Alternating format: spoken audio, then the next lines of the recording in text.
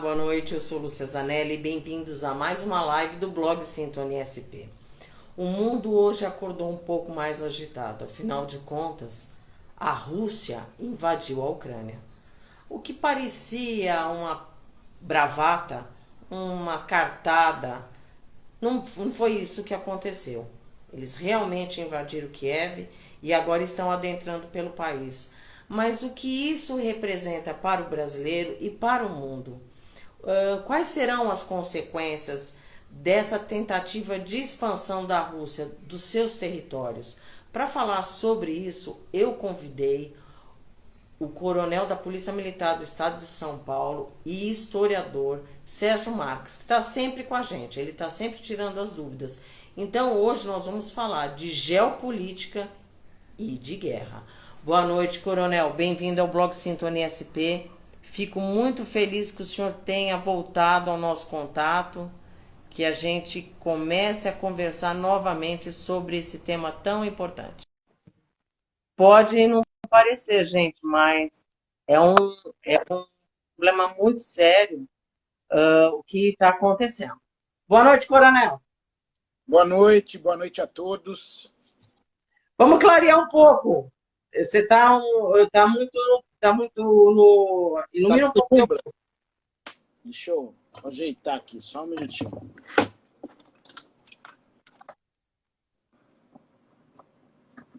Boa noite para todos que estão entrando aqui. Bem-vindo a mais uma live deste blog. Oi, Sérgio. Boa noite. Obrigada por aceitar novamente o convite. Eu achei que você tinha sumido. Eu falei, meu Deus do céu, não conseguia te encontrar. Tá com problema Eu, no celular, mas já está resolvido. Coronel, eu queria que o senhor falasse um pouquinho sobre essa questão da Rússia. Afinal de contas, o Putin ele está tentando expandir os territórios da Rússia como era no tempo da União Soviética? Bom, que ele está tentando expandir o território da Rússia, sim, mas não nos moldes soviéticos. Por quê? O Putin, que é o líder hoje da Rússia, por sinal há muito tempo, e provavelmente ficará até 2036, uma democracia diferenciada, vamos assim dizer. O que acontece? A Rússia, o Putin, ele era o oficial da KGB, que era a polícia secreta soviética nos anos de ouro da União Soviética, e ele tem uma frase que é muito divulgada, porque em 1989 nós tivemos a derrubada do Muro de Berlim, e em Sim. 1991, o falecimento da URSS, da União das Repúblicas Socialistas Soviéticas, que eram formados 15 membros que formavam a União Soviética, e a União Soviética, entre aspas, morreu. Né? Sim. Só que ela não morreu, ela ficou na UTI. Entre aspas, né, Sérgio? Principalmente no aspecto geopolítico. Esse é o aspecto que pega. Não importa o vestimento da Rússia, se czarista, se marxista soviética ou se do século XXI. A tradição russa é uma tradição imperialista. Então, independente da face que ela tenha, se na época do czar ou na época do marxismo soviético, principalmente na época de Stalin, ou no século XXI, em especial no período de Putin. Não o anterior a ele, porque o líder anterior a ele, logo depois que a União Soviética foi desfacelada e que surgiu o Estado russo, surgiu um líder chamado Boris Yeltsin, que internacionalmente ele não era muito respeitado, porque ele bebia, aparecia bêbado, fazia algumas... enfim, ele não tinha uma postura, e os demais homólogos a ele acabavam ridicularizando. Daí aparece a figura de Putin, mudando totalmente a característica da Rússia, de uma Sim. Rússia falecida, mas ela não estava falecida, ela estava na UTI, né? Imperialista. Surge Putin e, através de várias jogadas políticas, inclusive envolvendo morte de seus adversários por material radioativo, Sim.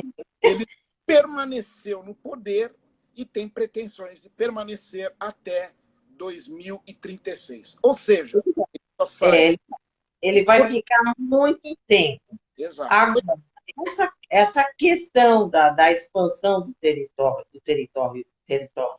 oh, meu Deus, território russo, em 2000, que assim, na Rússia nós temos problemas com os chechenos, Exato. né? É o primeiro problema. É o primeiro problema deles. Então, eles já atacaram a Chechênia, detonaram a Chechênia, e assim, o problema é que a comunidade internacional fica à margem, deixa eles fazerem horrores, porque ele fez horrores na Chechênia, não só ele, como os antecessores, e todo mundo ficou quieto. Porque, assim, o que as pessoas não entendem também, que a Federação Russa, que é o nome dela, né, a antiga União Soviética, eles também têm eles têm muitas etnias, e eles têm os muçulmanos. Eles também têm a questão da religião, né? Não são só os ortodoxos. Eles têm judeus e eles têm os muçulmanos que se expandem, que é o caso da Chechênia. Agora, em 2014, o Putin, ele atacou a Geórgia. E mais alguns... 2008. Mas em 2014, ele anexou a Crimeia. Exato. E depois a Moldávia e mais alguns 2 estados que eram ex-repúblicas. Exato. E todo mundo ficou quieto. O grande problema da comunidade internacional, que é como aconteceu no tempo do Hitler, que o Hitler foi invadindo, anexando, e todo mundo foi ficando quieto. Apaziguamento, né? Bom, é o apaziguamento, o laissez-faire, né? Que eles falam, e deixa estar, para ver como é que fica. E aí vai indo. O grande problema é que a Rússia não tem grande arsenal bélico. Ela vendeu quando ela estava no início, quando a União Soviética desfaleceu. Todo mundo vê muito aquele filme O Senhor das Armas, que você vê aquela cena de ele comprando canhões, ele comprando ogivas, mas aquilo era sucata, Sérgio. As coisas boas, eu duvido que eles não desenvolveram. Eu duvido. A indústria armamentista russa é muito boa. Não é à toa que tem o fuzil mais vendido do mundo, né? Que é de países, Kalashnikov, né? Então, inclusive, o fuzil alguns países africanos têm na bandeira símbolo da Rússia, né? Ela funciona no gelo, debaixo d'água, no calor, ela tira. Ela funciona. Ela funciona e é muito fácil manuseá-la. Tem 3, para você desmontar, são 3 botõezinhos, você tira, limpou, voltou, tá limpo, funcionando, debaixo da areia, em qualquer lugar.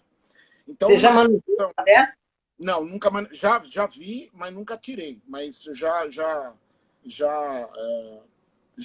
presenciei uma nas minhas mãos, né? Mas não atirei. Não tirei. Bom, vamos lá. A partir de 1991, quando houve essa UTI do urso russo, porque o urso russo em 91, eu digo, ele apenas hibernou um pouco a mais. Né? Sim. Ele foi para a toca e permaneceu hibernando até o momento para ele acordar. E quando o urso acorda, depois de meses hibernando, ele acorda com muita fome. Aconteceram alguns fatos. Então, vamos lá. Nesse período, a Ucrânia terceirizou a sua liberdade. Por quê? Logo depois do esfacelamento da União Soviética, existiam muitas ogivas nucleares na Ucrânia. Houve ali um tratado dos 3 países, Estados Unidos, Rússia e Ucrânia. A Ucrânia cedeu todo o seu arsenal bélico nuclear para a Rússia e os Estados Unidos, na época, disseram que efetivamente cuidariam da defesa externa da Que piada. É uma Que piada, piada. piada. Então, Piada. em troca de liberdade, a Ucrânia falou: não, Rússia, vocês não vão nos atacar? Não, nós não vamos atacar vocês, Ucrânia. E se não vem... E Estados Unidos, vocês vão nos defender? Sim, Ucrânia, nós, Estados Unidos, iremos defendê-lo em qualquer agressão que parta da Rússia. Ah, então tá bom. Então, Rússia, toma aqui o meu arsenal bélico nuclear, que, afinal de contas, os Estados Unidos irá me defender. Se ele tivesse esse material nuclear hoje, eu tenho certeza que a União Soviética não atacaria. Por quê? Só o ter armamento nuclear evita-se uma guerra, acredite se quiser. Vou dar um outro exemplo.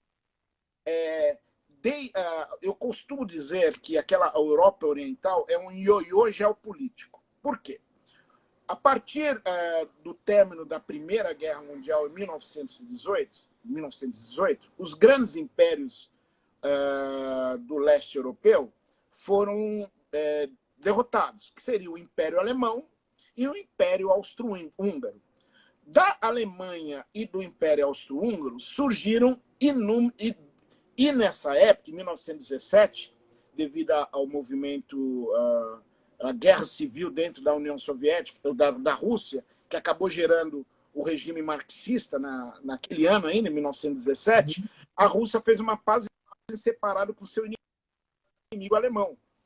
Só que a Alemanha não devolveu os territórios que ela conseguiu conquistar da Alemanha. Bom, o que acontece? A Alemanha perdeu, a Áustria-Hungria perderam. Desses territórios resultantes surgiram Polônia, Tchecoslováquia, ainda à época Tchecoslováquia. A Áustria foi separada da Hungria, né? Era o Império Dual, são dois países. Enfim, as regiões soviéticas foram independentes, ou melhor, russas foram independentes, como os países bálticos, Lituânia, Letônia, Estônia, e mais a Turquia. A Turquia foi aliada da Alemanha na Primeira Guerra Mundial, mas a Turquia o homem doente europeu na época. Por quê? Antes da Primeira Guerra Mundial, a Turquia perdeu a Grécia e perdeu a Bulgária. Então, na Primeira Guerra Mundial já existia a Grécia e a Bulgária. E o que acontece? E a própria Sérvia. Então, o que aconteceu? Quando terminou a Primeira Guerra Mundial, surgiram vários países, inclusive a Iugoslávia. Todos esses países, vamos assim dizer, faziam um cordão sanitário que separava a Europa da Rússia, que naquela ocasião já estava sob a faceta marxista e em 22 soviética, em 1918. Então, criou-se países ali, um cordão sanitário separando a Europa Ocidental da Europa Oriental, com esses países do meio, Finlândia, Lituânia, Letônia. Agora, fica uma pergunta para você. Durante o governo czarista, e mesmo durante o governo marxista, o governo comunista, que foi até 1991, essas etnias, algumas, inclusive o Stalin, fez uma verdadeira limpeza étnica, né? As pessoas falam muito do Hitler, mas esquecem que o Stalin também matou muita gente de fome, né? Muita. Ele fala da grande fome da Rússia, que foi em 1920, quando ele resolveu tomar todas as terras e toda a produção, e muita gente morreu. Foram quase 20 milhões. Ninguém fala nisso. O mundo parece que passa um certo plano nessa história, né? E não é bem assim. Ele perseguia os judeus, ele perseguia as etnias, ele perseguia as religiões.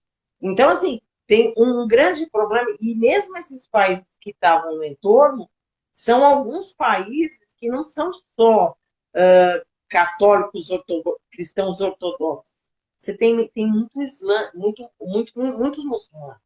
E Então também você tem são os católicos.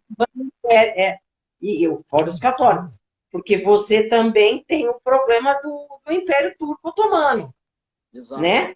Que é a religião muçulmana. Então você tem toda uma coxa de retalhos que é a União, ele sempre a União Soviética ou a Rússia Imperial e agora o Putin, ele tem que lidar com isso. Ele não vai ter só problemas com a comunidade internacional, ele tem um grande problema dentro do próprio território. Sim. Como fica agora a questão das etnias, Sérgio? Porque a Ucrânia é uma outra etnia, o ucraniano é outro, ele fala outro idioma. A Rússia nasceu na Ucrânia. Então, no século IX, houve a expansão, século IX, houve a expansão de Kiev, que é a capital da Ucrânia, que Sim. acabou gerando a Rússia, que tem Moscou. Então, a Rússia nasceu na Ucrânia. Então, tem esse aspecto também de ligação, né? E o outro aspecto também, quando eu falei dessa ligação, dessa fronteira, desse cordão sanitário que separava o Ocidente da Rússia soviética, vamos assim dizer, da União Soviética, o que acontece nesse período? Morre Lenin, assume o governo Stalin, que não gostava muito de pessoas, né, porque ele gostava de matar pessoas, e ele permanece ali quietinho. Depois ele consegue transformar a Mongólia, que é um estado tampão entre a China e a União Soviética, hoje Rússia. A Mongólia se torna o segundo país comunista no mundo, né? É que a Mongólia tem pouca gente, mas é o segundo país no mundo. E ele vai tentando exportar a revolução. Só que nesse período, enquanto houve um chamado o Stalin na Rússia, na União Soviética, ele acabou criando, vamos assim dizer, fazendas coletivas. Então, ele eliminava pequenos produtores. E o celeiro da União Soviética era a Ucrânia. E muitos ucranianos não aceitavam essa situação. Bom, como não aceitavam essa situação, a decisão de Stalin foi eliminar esses fazendeiros e, principalmente, toda a produção de trigo, de grãos, né, de milho, da Ucrânia, ele transferia da Ucrânia para onde? Para a Rússia. E nisso nós tivemos, em 33, 34, uma gigantesca fome. Então, só para nós termos um comparativo, se em 5 anos, né, 6 anos de Segunda Guerra Mundial, nós tivemos 6 milhões de judeus que foram exterminados pelos nazistas, nós tivemos também o extermínio de Stalin, do seu próprio povo, vamos assim dizer, de ucranianos, sim, em torno de 4 a 5 milhões de ucranianos que foram mortos em 2 anos. Em 2 anos. E assim, eu vou te falar uma coisa assim, pessoal, né? O Stalin foi o primeiro que inventou o Photoshop, né? Porque ele ia eliminando. O Stalin foi o primeiro que criou o Photoshop. Porque o que aconteceu... É verdade, é uma brincadeira séria. Porque o que ele fazia, ele não só quando ele eliminava os inimigos políticos dele, além de eles sumirem nas fotos oficiais, sumiam-se os documentos, essas pessoas não existiam. Exato. Ela Gulag, né, que são os grandes campos de concentração, né? Sim, Gulag. E que era na Sibéria. E as pessoas morreram, sumiam, literalmente. Exato. Sumiram. Milhões de pessoas morreram. Né? Milhões. E mesmo as pessoas próximas a Stalin, ele acabava eliminando também. Então, o staff dele, o Estado-Maior, acabou, grande parte foi morta por Stalin, sem querer morrer. Né? Não é à toa que Putin, também os adversários de Putin, sem querer morrem. É uma tradição, vamos assim dizer. Bom, aí em 1939 começa a Primeira Guerra Mundial, a Segunda Guerra Mundial. Lembrando que houve um tratado, né, de amizade entre nazistas e comunistas, né, entre a Alemanha nazista e a União Soviética, em 1939, que eles dividiram a Alemanha, a Europa Oriental. Dia 1º de setembro começa a Segunda Guerra Mundial, a Alemanha ataca a oeste da Polônia e 16 dias depois a União Soviética ataca a Polônia a oeste.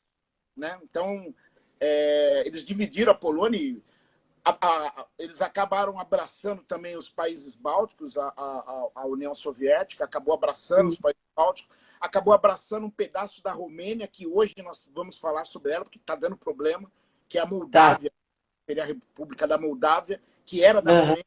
Isso tudo no tratado secreto que houve entre esses dois países.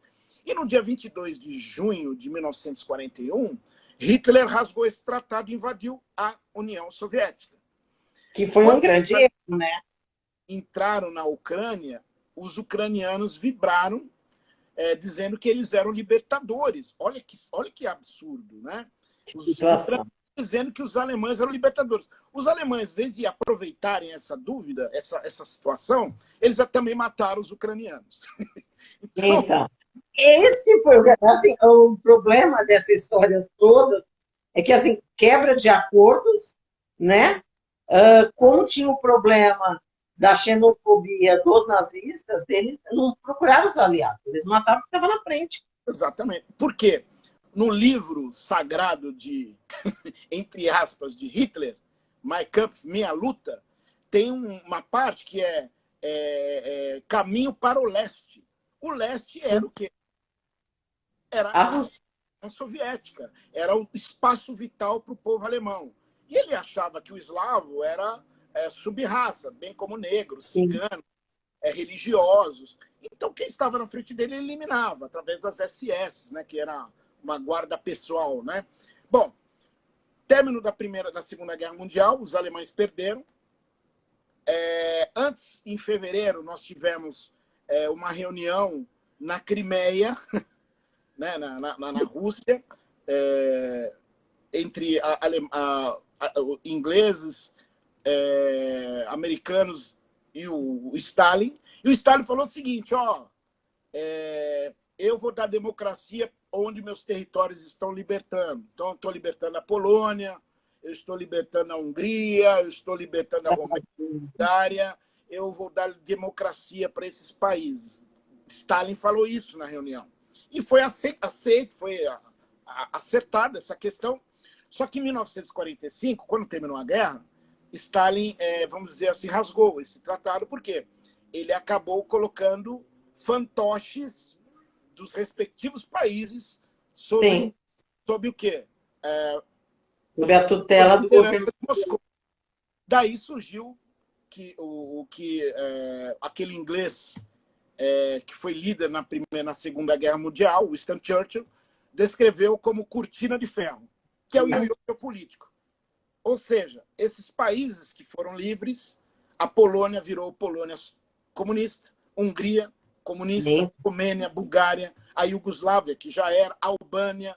Então, todos esses países fizeram chamada cortina de ferro. A Ucrânia continuava dentro da União Soviética. Passaram os anos, 1991, em 1954, Nikita Khrushchev, que era o líder russo, que substituiu Stalin, que só saiu do poder quando morreu, e as pessoas tinham medo de mexer nele, ele podia ficar nervoso, mas ele morreu.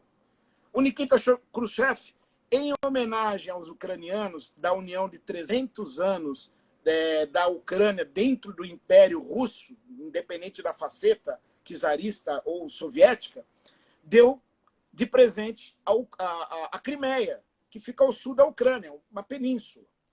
Aí ficou uma coisa boa.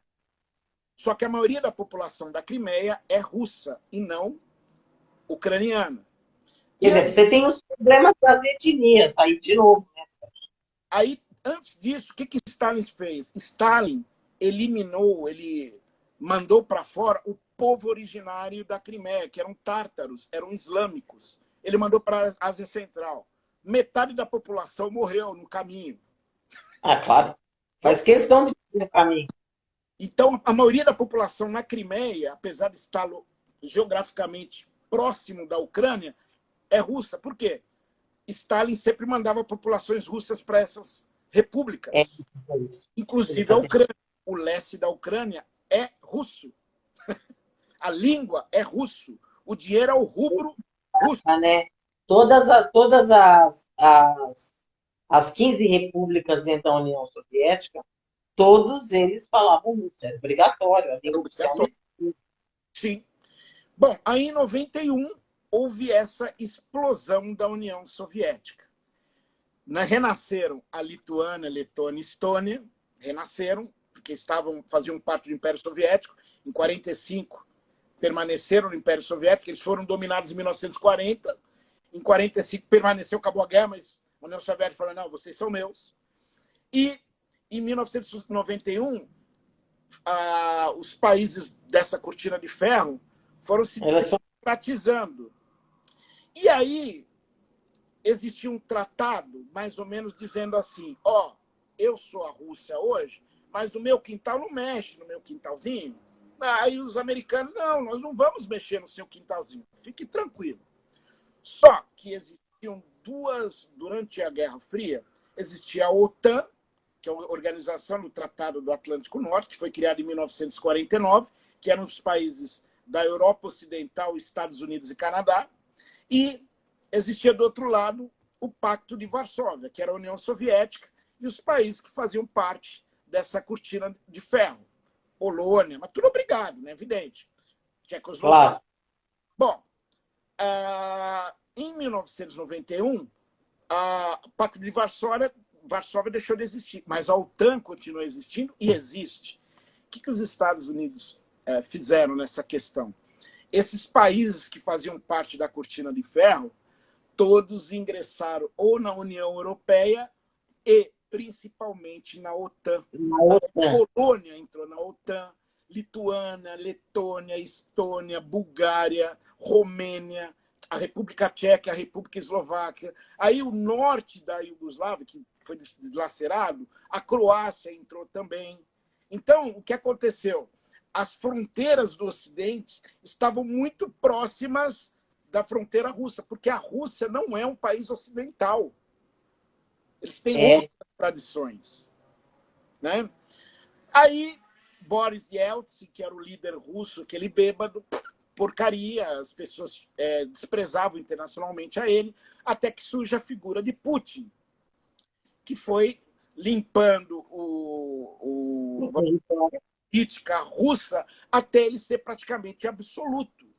Né? Bom, aí a primeira ação russa foi os chechenos. Os chechenos seriam uma islâmica no Cáucaso. Eles acabaram, eles se revoltaram porque eles queriam a autodeterminação da região. Os russos foram lá e pau! Destruíram. De novo.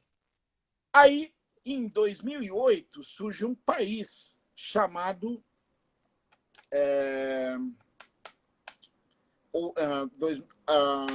a terra de Stalin.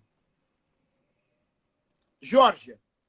A Geórgia recebeu um convite para fazer, que era uma das 15 repúblicas soviéticas, recebeu uma proposta para ingressar na OTAN.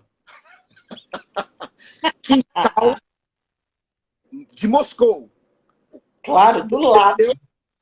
Existem duas regiões da Geórgia que a maioria é russa. Seria a Ossétia do Sul e a Abecácia. São duas regiões. E essas duas regiões, sempre é assim, né? Sempre o russo fala, faz alguma coisinha aí, que aí depois eu vou defendê-los. Aí houve uma pequena guerra local com o país Geórgia. A Geórgia tentou se defender desses rebeldes da Ossétia do Sul e da Abecácia. Aí, quando eles foram atacados, eles já chamaram o pai. Pai Rússia. Vem papai Putin. Aí o urso russo, pela segunda vez, saiu da toca. E a Geórgia recuou, porque a Geórgia não é Ucrânia, a Geórgia é um país pequeno. E até hoje, a Abecácia do Sul, bem como a Ossétia do Sul e a Abecácia, são enclaves russos dentro da Geórgia.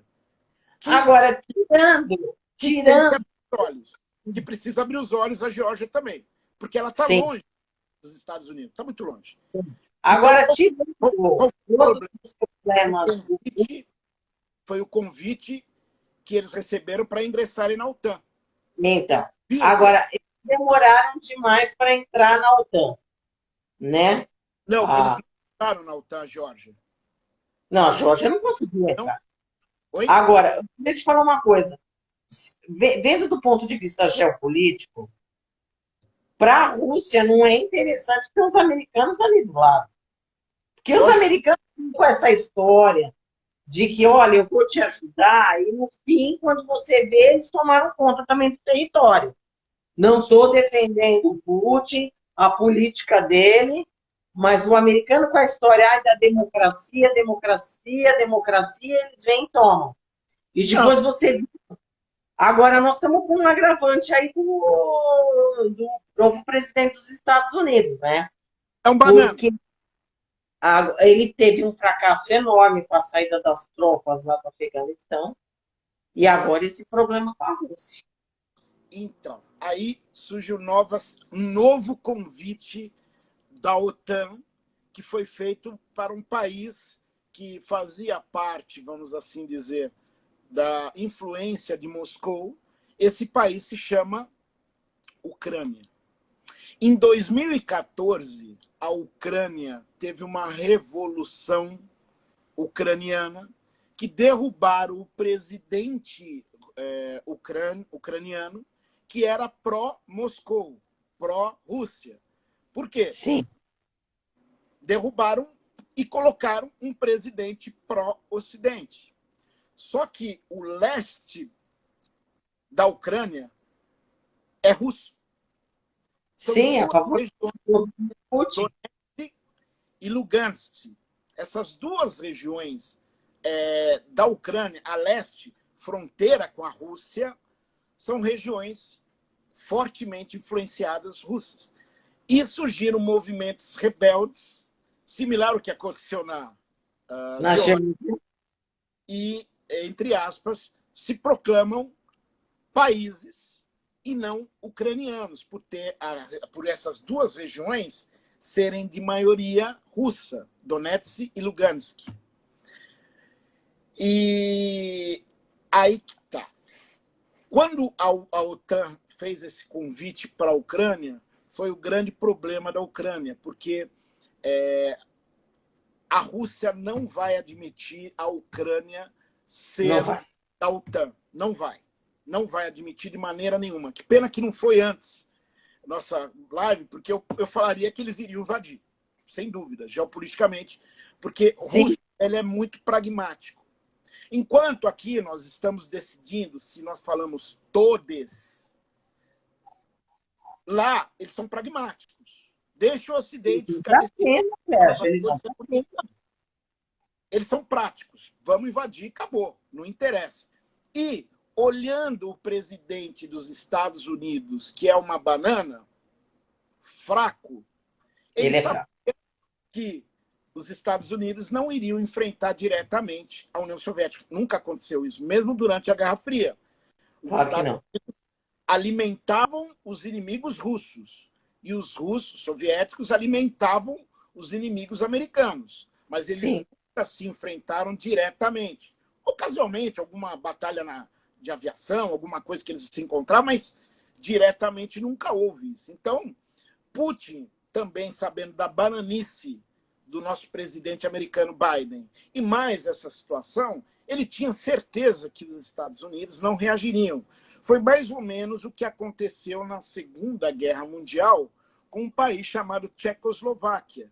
Enquanto a Europa Ocidental, Inglaterra e França diziam que iriam apoiar, chegou no momento correto. Hitler queria a região de Sudets, que ficava na região da Tchecoslováquia, hoje República Tcheca. Ele falou que se nós conquistarmos os Sudets, nós não vamos querer mais terras nenhuma, né? O Hitler falou. Aí, Chamberlain, que era o primeiro-ministro inglês, mais o Daladier, que era o francês, e mais Mussolini, porque teve a assinatura do Mussolini, fizeram lá o tratado que acabou dando os Sudetos para a Alemanha. O ano seguinte, a Alemanha invadiu e tomou a Tchecoslováquia, né? E no mesmo ano, 1939, ela queria também um pedaço da Polônia e invadiu a Polônia também. Então, os Estados Unidos agora, eles estão fazendo um tratado, né? Pegou a União Europeia, é a França, né? O Macron falando que não admite, que vai fazer isso, que vai fazer aquilo, porque a França também só sabe arrotar, né? A França, sim, é um país falido, baixa né? capacidade de testosterona geopolítica. Além de tudo, ainda pensa que é um grande império, os franceses são arrogantes, eles não têm poderio bélico, eles estão quebrados financeiramente, todo mundo sabe disso, a França está quebrada. Aliás, a França vive quebrada, né? Desde o tempo do Luís XIII. Então, eles vivem quebrados. Então, assim, mas continua com aquela empáfia, né? Agora, nós vamos fazer retaliação econômica contra a Rússia. Só que o problema, por exemplo, a Alemanha, todo o gás dela, a maioria do gás vem da Rússia. Outro problema foi a Angela Merkel, que acabou prejudicando a Alemanha. Vou explicar o motivo. A Alemanha, a base energética alemã sempre foi nuclear, né? Sim. Ela sempre utilizou muito a energia solar, mas muito mais que o Brasil, até proporcionalmente, né? Mas grande parte do ano a quantidade de sol é menor, devido ao inverno, coisa do gênero. Bom, o que aconteceu? Em 1986, houve a explosão de Chernobyl, que inclusive é ucraniana, né? Sim. A usina nuclear de Chernobyl.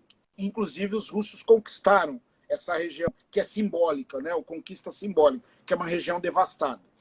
Em 1986, houve essa explosão que muita gente morreu, que ninguém sabe, né? Porque na Rússia, até hoje, as coisas são meio esquisitas.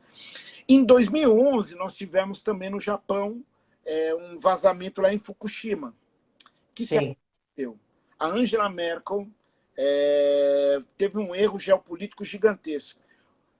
A matriz nuclear alemã, ela apertou um botão e desligou. Falou, não. Tanto que o Partido Verde na Alemanha é muito forte. É diferente do nosso Partido Verde aqui. É diferente. O Partido Verde é pressionada pelos ambientalistas. Exatamente. Por quê? Aquela situação toda de Primeira Guerra Mundial, Segunda Guerra Mundial, das atrocidades que foram cometidas pelo governo alemão, enfim. Então, tudo isso acaba refletindo no alemão moderno. Só que ela desligou o botão e ficou dependente, para aquecer as residências alemãs, do gás natural russo, que é o principal produtor mundial. Então, ela acabou entregando parte da soberania alemã. Olha que interessante isso. Ela, por fazer populismo, um negócio bonito, é bonitinho, né? Ah, não, vamos atender, vamos desligar as usinas nucleares. Só que ela ficou na mão de quem? Deles. Tanto que os anúncios da Alemanha são todos anúncios mais frágeis do que os franceses. Por quê? Eles estão na mão, eles não têm, vamos assim dizer, outro recurso, porque vem da Alemanha, vem da Rússia, do gás natural russo, que aquece, e inclusive esses gasodutos chegam na Inglaterra. O gás russo chega na Inglaterra. Né? Então, eles fazem, o problema assim, que eles fazem esses acordos econômicos e esquecem do resto. Só que agora, a China já se manifestou. Não, cada país faz, os chineses manifestam. Cada país faz e entende da sua soberania. Isso. Vírgula. Porque é parceira da... A China falou assim, pessoal, vamos tomar cuidado, vamos, né? Estou falando da guerra agora, tá? Vamos tomar cuidado. Mas, nós somos amigos dos russos. Claro. A China é amiga do russo, porque o russo está contra a maior potência hoje, que é os Estados Unidos, evidentemente. E detalhe, fiquemos de olho na China, porque da mesma maneira que o mundo está olhando para a Ucrânia, em 1949, quando Mao Tse-tung, conseguiu conquistar o governo popular, governo marxista, né, comunista na China, os nacionalistas, que eram contra os comunistas, fugiram, o Chiang Kai-shek, né? E foram para onde? Para uma ilha. Taiwan. Chama Taiwan. Taiwan, ou Formosa. Estão de olho lá. Eles estavam querendo invadir já. Então, o Xi Jinping, que é o atual líder da China, e até hoje existe uma teorização que diz assim, Taiwan é a província rebelde chinesa. Sim, eles falam. Né? Então, tanto que essa semana aqui, alguns aviões chineses passaram no território do Taiwan. Olha que ajuste geopolítico. Agora nós vamos falar um pouquinho de Brasil. O Brasil, a Rússia, a China, a Índia e a África do Sul, eles formam o BRICS. Né? BRICS. E como é que o Brasil fica nisso? Porque o Brasil ficou numa situação difícil. Bolsonaro, a semana passada, foi lá. Que, assim, o Brasil também não pode perder grande parte do apoio dos russos por conta de interesses econômicos. Sim, sim. É um erro que ele fez, a diplomacia brasileira foi. A gente desse ponto de vista, foi errado. Mas se você vê, ele pertence a um grupo. E será que a Índia também vai ficar do lado O Brasil ficou em cima do muro agora, né? Está numa situação difícil. Você acredita que a Índia e a África do Sul vão se posicionar a favor da Rússia? Então, por serem do BRICS? Caso brasileiro. Nós tivemos a tradição do Itamaraty, é sempre, pessoal, vamos conversar. Sim. É tradição brasileira isso aí. O vice-presidente da República fez uma declaração hoje muito pesada, dizendo que com a Rússia é só com força. Só que ele não é o homem ideal para dar declarações, porque ele é vice-presidente da República. Tanto que ele foi chamado a atenção pelo presidente. Porque não é assim. A melhor coisa que nós podemos fazer nesse momento, e eu acho que o governo brasileiro está acertando, é sermos pragmáticos. Nós temos que vender arroz e feijão para quem quer comprar. Sim.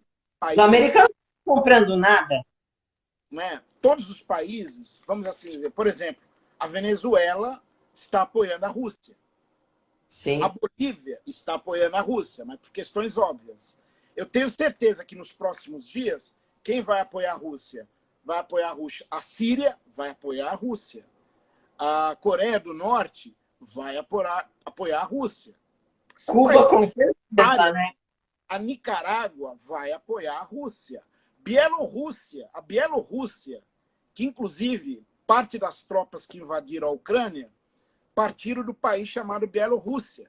A Bielorrússia tem um maluco lá que é um ditador. Nossa, esse cara é um louco. O Lukashenko, o nome desse maluco. Lukashenko. Tá seis vezes ele foi eleito presidente. A última em 2020, através de grandes... Oi? Ele está quase 30 anos no poder. Então, 6 eleições. A última em 2020 foi tão roubado que o povo foi para a rua. Só que o povo foi para a rua e ele mandou tropas para reprimirem o povo. Acabou sendo o próprio. Só que nisso ele teve o apoio da Rússia. Agora, o Lukashenko teve que dar a cartada de permitir que tropas russas fizessem um trabalho em conjunto com a Bielorrússia, que não era nada, era preparativo para o ataque na Ucrânia. Tanto que, pela fronteira da Bielorrússia com a Ucrânia, soldados russos ingressaram por ela também. Por quê? Putin mandou 30 mil soldados russos, para fazerem operações em conjunto com os bielorrussos. Essa foi a alegação. Treinamento em conjunto, mas não era. Por quê? O Lukashenko está na mão de Putin nesse momento. Primeiro, porque ele é um ditador. segundo que ele ele totalmente circula em órbita de Moscou. Então, a Bielorrússia, o Bielorrus, ela é 100% Rússia, né? Bom, o que eu posso dizer no momento? A Ucrânia está sozinha, similar ao que aconteceu em 1938. Ninguém vai mover, não vai dar um tiro por eles. Agora, há tropas americanas na Polônia, na Lituânia, Letônia, Estônia, Romênia, Bulgária. Esses países que eu acabei de falar, por exemplo, são países que fazem parte da OTAN. Se a Rússia atacar qualquer um desses países, que são fronteiriços, inclusive, o que acontece? Aí, obrigatoriamente, por cláusula da OTAN, esses países precisam ser defendidos pelos membros da OTAN. Quem são? França, Itália, Canadá, Estados Unidos, Inglaterra, toda a Europa Ocidental, Alemanha. Mas eu acho que o Putin não vai fazer isso. Não, é lógico. Ele não é. Não. Ele não é. Mas o que vai fazer? Que ele já tem uma cartada lá de Pequim. Mas eu acho que os chineses não vão se meter. Os chineses vão... Não. Os chineses vão fazer o seguinte. Haverá uma grande bloqueio econômico em relação à Rússia. A gente sabe que isso não vale nada. Cuba está aí até hoje. Não tem papel higiênico, mas se viram, né?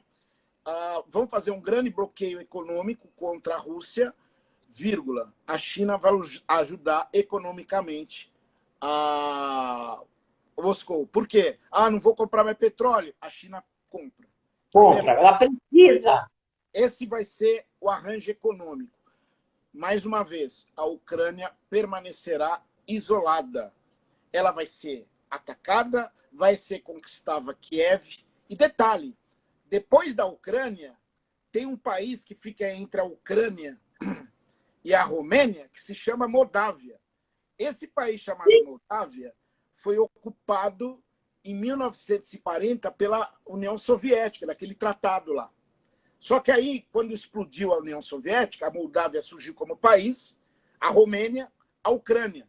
Só que o leste da Moldávia chama-se Trinístria. Parece uma minhoca, o país. Né? Ela tem uma maioria russa. Então, ela se diz separada da Moldávia. Só que a Moldávia fica entre... a Moldávia está aqui, a Trinístria é uma lista aqui, e aqui está a Ucrânia. O que os russos vão fazer?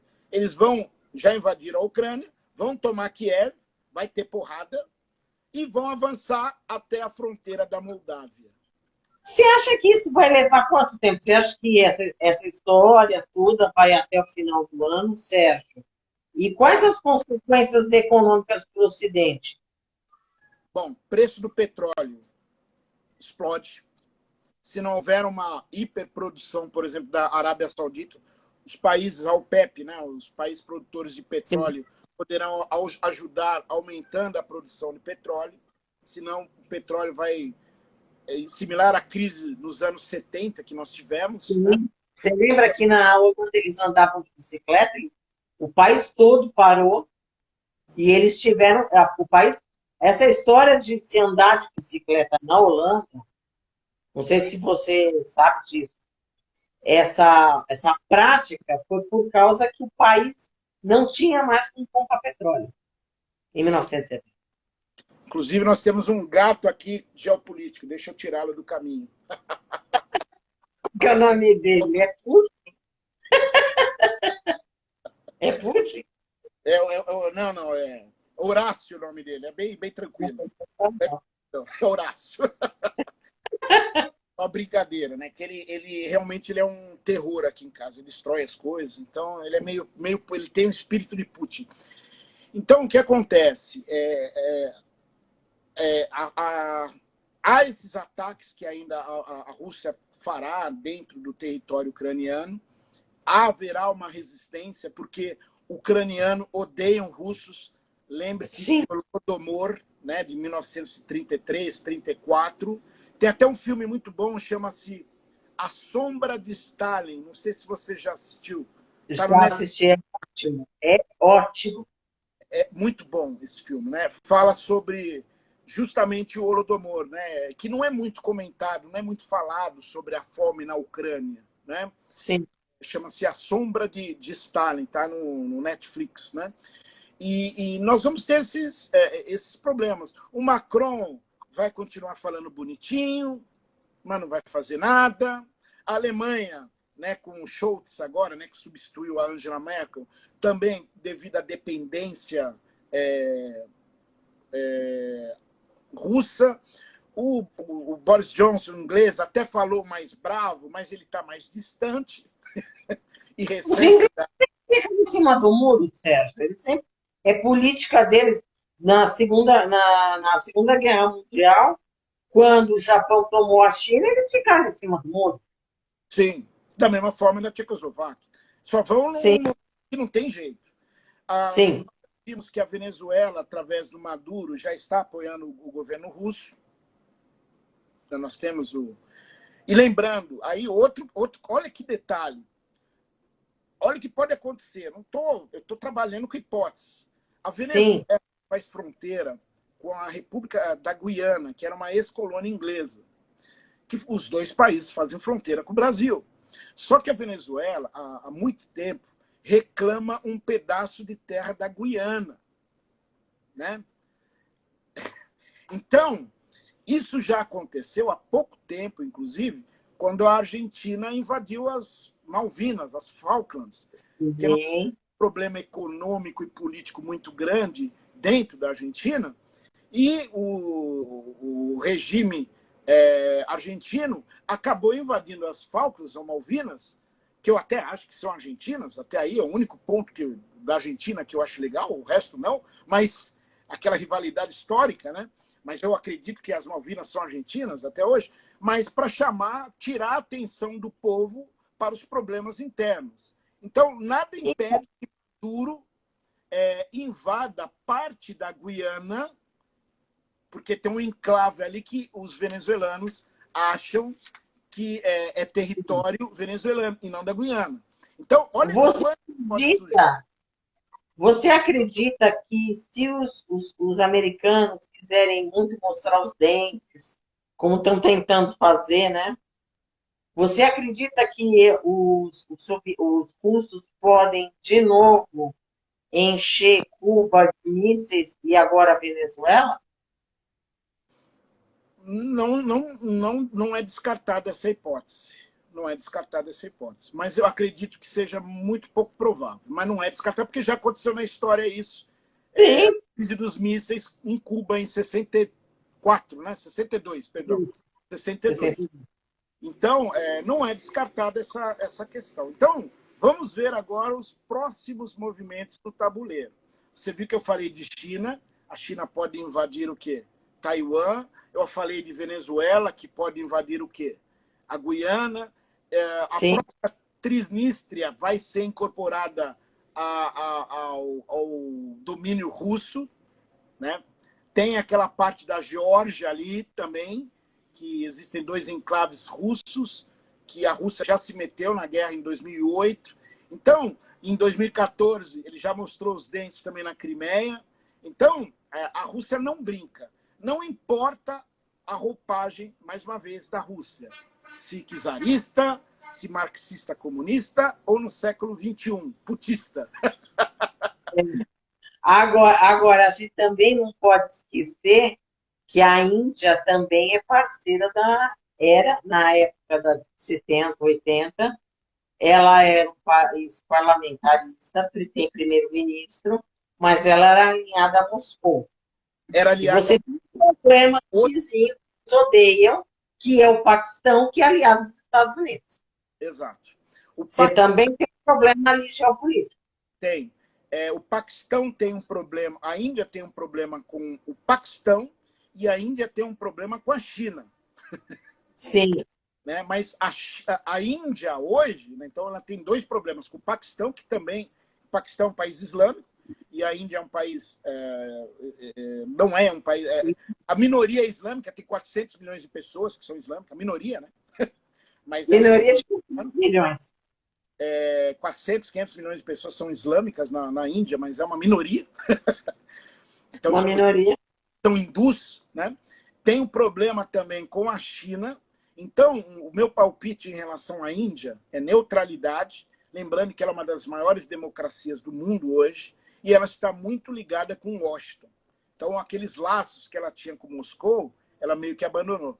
Como não envolve a Índia, similar ao Brasil, pessoal, não vamos brigar não, mas eu tenho arroz e feijão para vender, beleza? Quem quiser comprar, eu faço especial. É o que vão fazer. O Brasil está trabalhando com pragmatismo. O Brasil foi, agora, o presidente Bolsonaro foi até criticado que ele foi para a Rússia, né? Só lembrando que o carro-chefe do Brasil são alimentos. Só que alimentos no Brasil, infelizmente, nós importamos fertilizantes, potássio russo. Nós até temos potássio brasileiro, muito bom, só que está na região amazônica, em áreas indígenas, que não podem ser mexidas. Quer dizer, nós importamos da Rússia algo que nós temos aqui no Brasil, porque estão em áreas indígenas. Eu não sei até quando isso vai poder resistir, né? Principalmente nesse período. Nós precisamos de independência, nós não podemos ficar dependendo de países, de outros países. Exemplo, a própria vacina, né, do Covid. Felizmente, hoje o Brasil detém tecnologia da vacina, graças a Deus. Nós não podemos ficar dependendo de insumos chineses, né? Nós temos que produzir. Nós hoje estamos produzindo.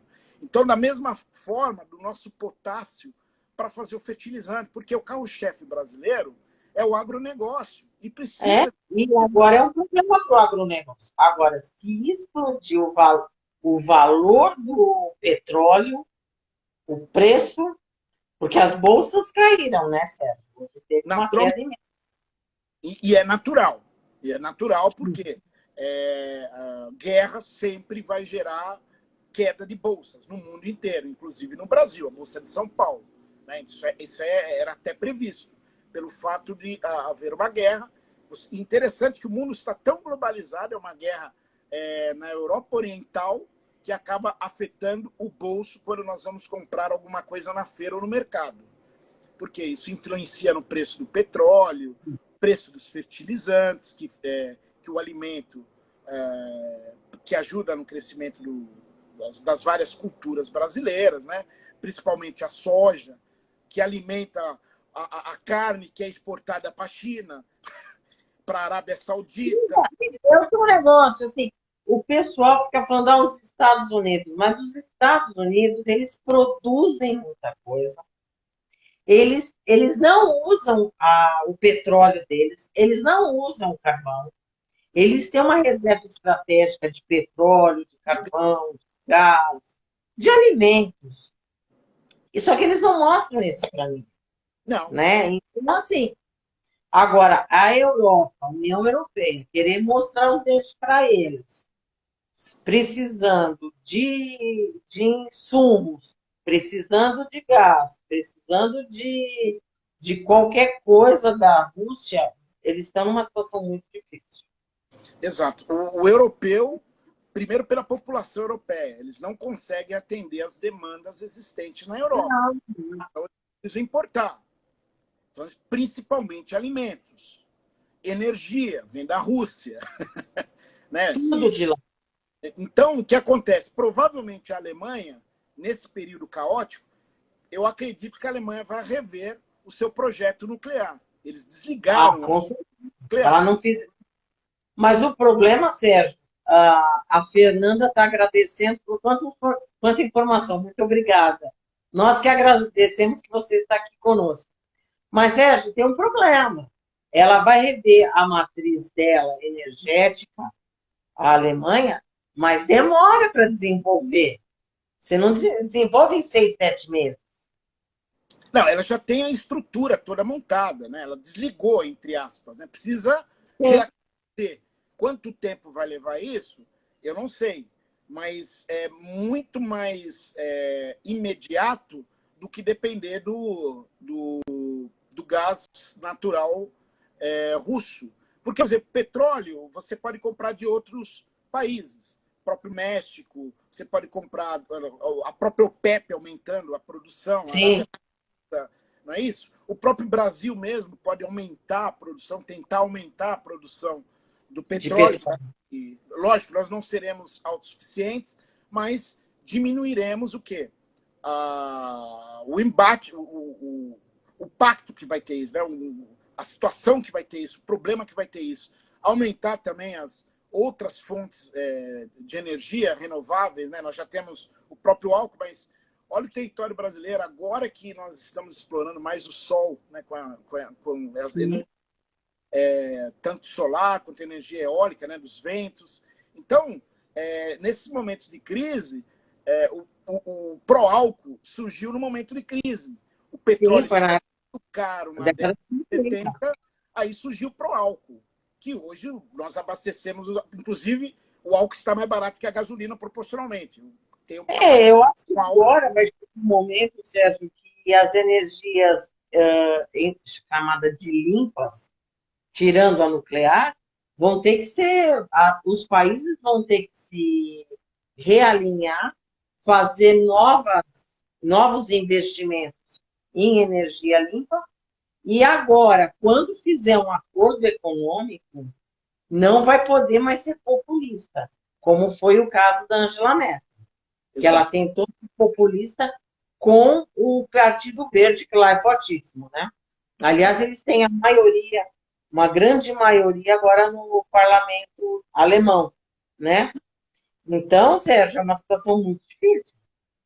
Agora, o bacana das relações internacionais, que é um verdadeiro jogo de xadrez, né? É xadrez. E o Putin joga muito bem esse xadrez. Como assim joga bem? Você viu o vídeo? Você assistiu o vídeo que eu te mandei? Oi? Desculpe-me. Você assistiu o vídeo que eu te mandei? Não. O quê? Desculpa. Não... Eu te mandei um vídeo que sim, vi. Você Putin viu? é super atleta, mas evidentemente que é essa visão que eles não querem se misturar com o mundo ocidental. Para eles, o mundo ocidental está muito fragilizado. E está muito fragilizado. Para ele, não se preocupa com direitos humanos. Por quê? Ele mata os concorrentes com material nuclear, puxa vida, né?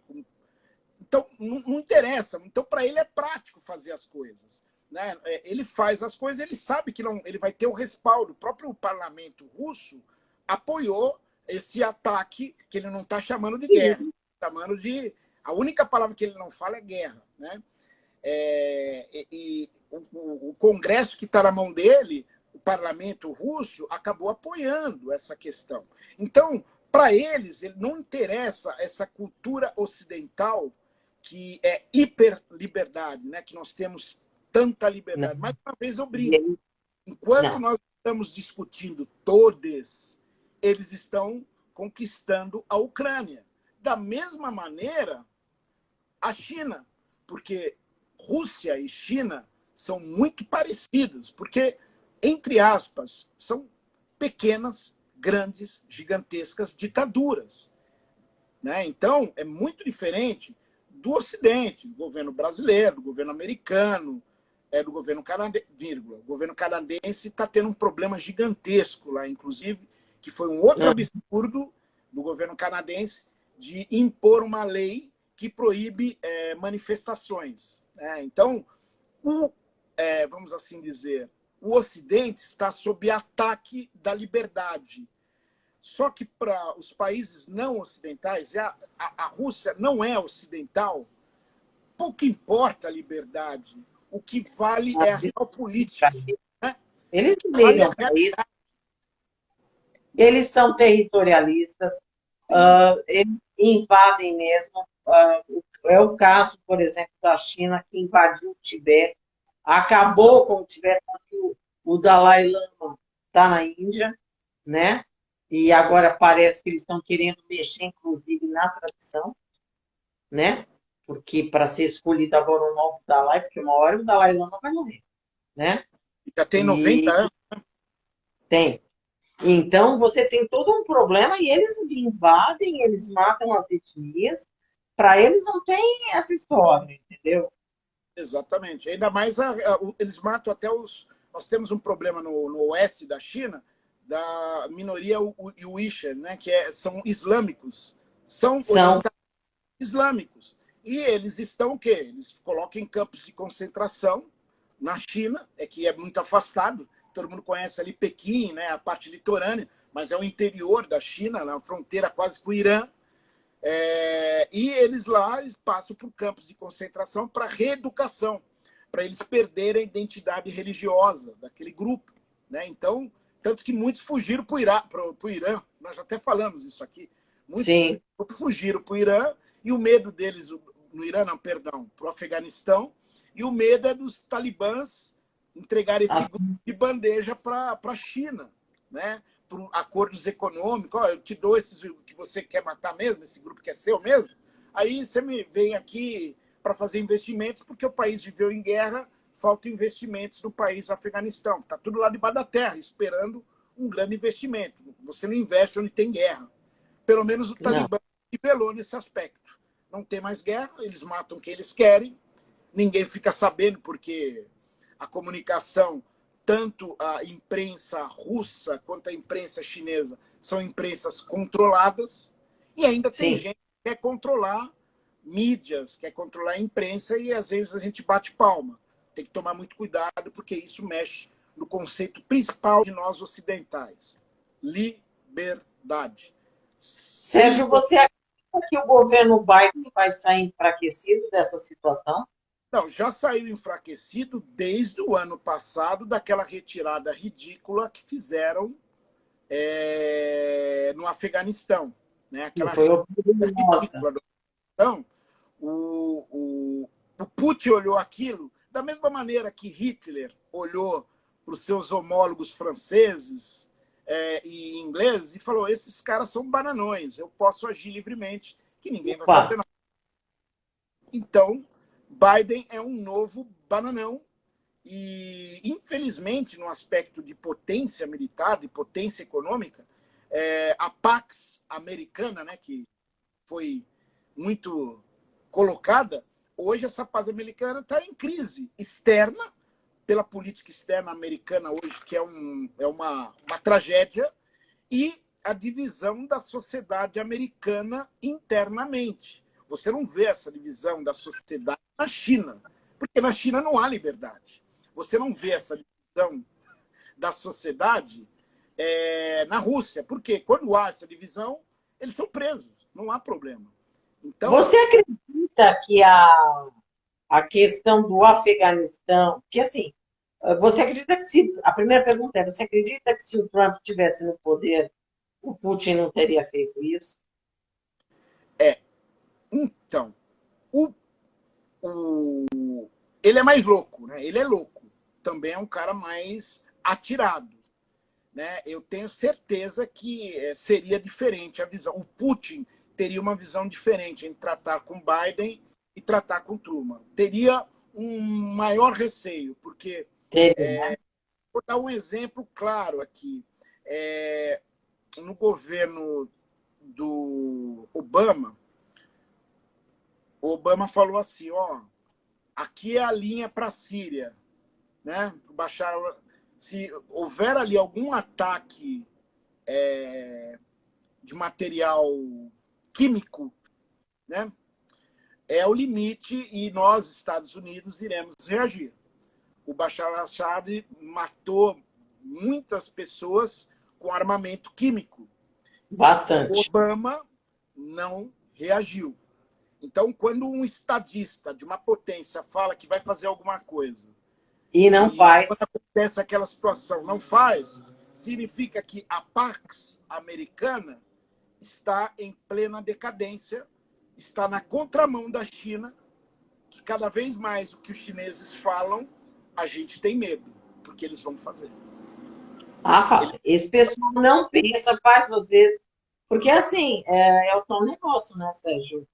Quem mostra primeiro os dentes. Porque assim, não adianta só mostrar os dentes, tem que morder, né? E o urso Exatamente. morde. Geopolítica não é aquele negócio bonitinho de postar no Instagram, bomba da paz, dizendo save Ucrânia. Não adianta. Geopolítica é trincheira. E É trincheira, verdade. na É prática, verdade. é isso. A Ucrânia está sabendo na carne o que é geopolítica. Porque Putin é o líder. Se você gosta ou não do Putin, ele é o líder mundial. Ele é um líder mundial. Xi Jinping chinês também é o líder mundial. Porque eles falam e arranham. Enquanto, por exemplo, Biden precisa se recolher, porque, de fato, está totalmente desacreditado. Isso aconteceu na Segunda Guerra Mundial, a mesma coisa. Então, a história é cíclica, né? Tem que tomar cuidado. E você vê que se não tiver uma boa diplomacia, não saber fazer as coisas, geopolítica é muito complicada, né? A questão da soberania dos países. E é a tal história, né? Ninguém quer um estranho no seu quintal. A Exatamente. Rússia não. E todo mundo tem que parar com essa história que o urso estava adormecido. Ele só estava tirando uma soneca. Exatamente. E o outro detalhe, o grande erro do Ocidente foi, nesse período todo, porque nesse período todo o Putin só estava rosnando. Ele não atacou ninguém, ele estava rosnando. Eu estou rosnando. O que deveria o Ocidente ter feito? Vamos fazer o seguinte, Putin.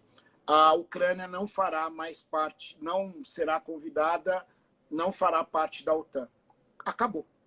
Daria um basta. Porque o medo do Putin é justamente no seu quintal mais próximo, que é a Ucrânia, que é o maior país europeu, depois da Rússia, inclusive, que tem um tamanho de Minas Gerais, em torno de 45 milhões de pessoas. Então, o tamanho de Minas Gerais com a população mais ou menos do estado de São Paulo, fazendo um comparativo.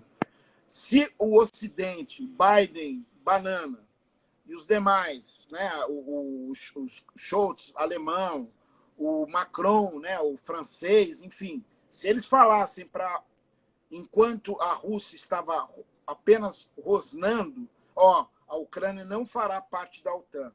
Lembra lá da Geórgia? Hoje também. Eles bateram.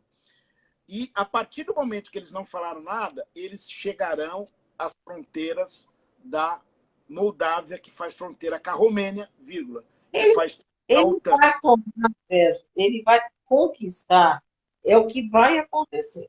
Ele vai pegar a Ucrânia, ele vai pegar a Moldávia, a história das repúblicas, dos separatistas. Separatistas que são russos, na realidade.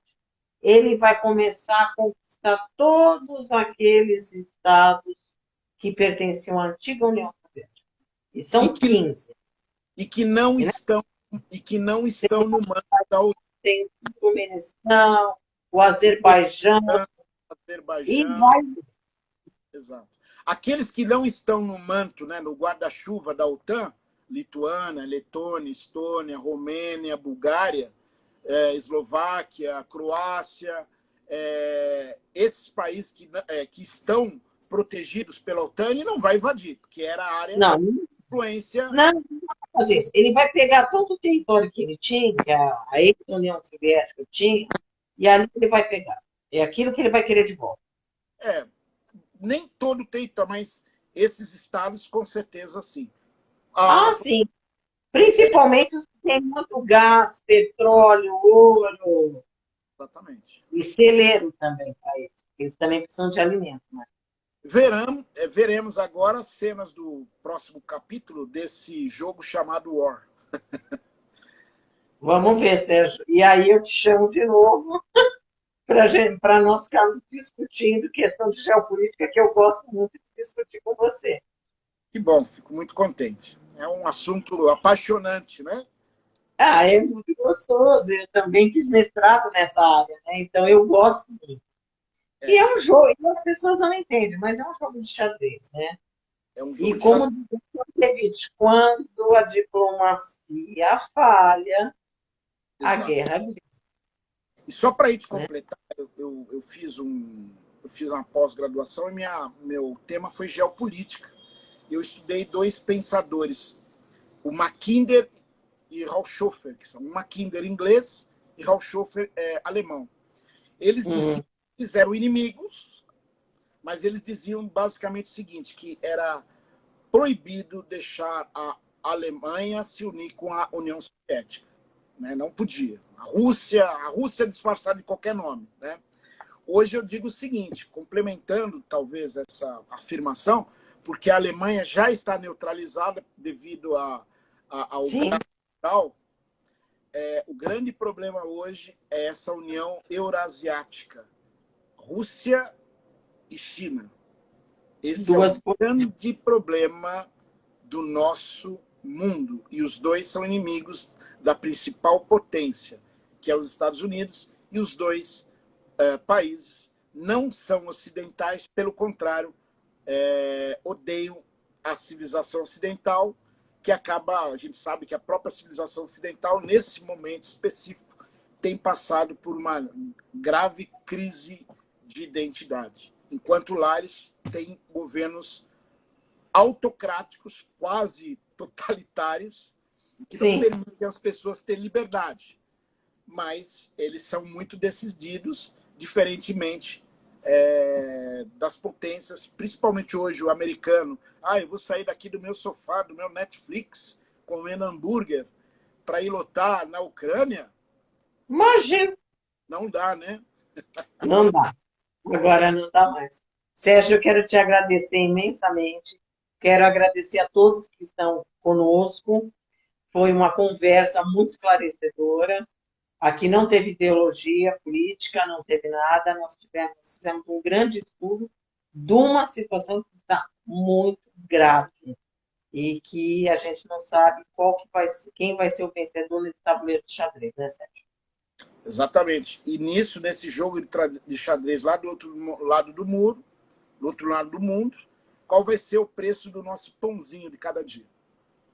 Vai ser bem diferente. Sérgio, por favor, deixa o teu endereço nas redes sociais. Eu sempre esqueço, né? Sempre esqueço de falar, sempre esqueço de anotar. É Sérgio.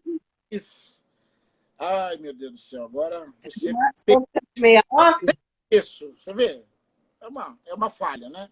Ninguém é perfeito, né? Sérgio, no Instagram é Sérgio Marques 768. Ai, puxa. Eu vou ficar... Sérgio Marques 769. Como? Que número? 769. Obrigado, Sérgio Marques 769. Eu vou decorar um dia esse número. Tá certo, Sérgio. Muito obrigada. Bom carnaval para você, porque afinal, né? Todo mundo merece. O carnaval está aí no Brasil, está tudo bem, né?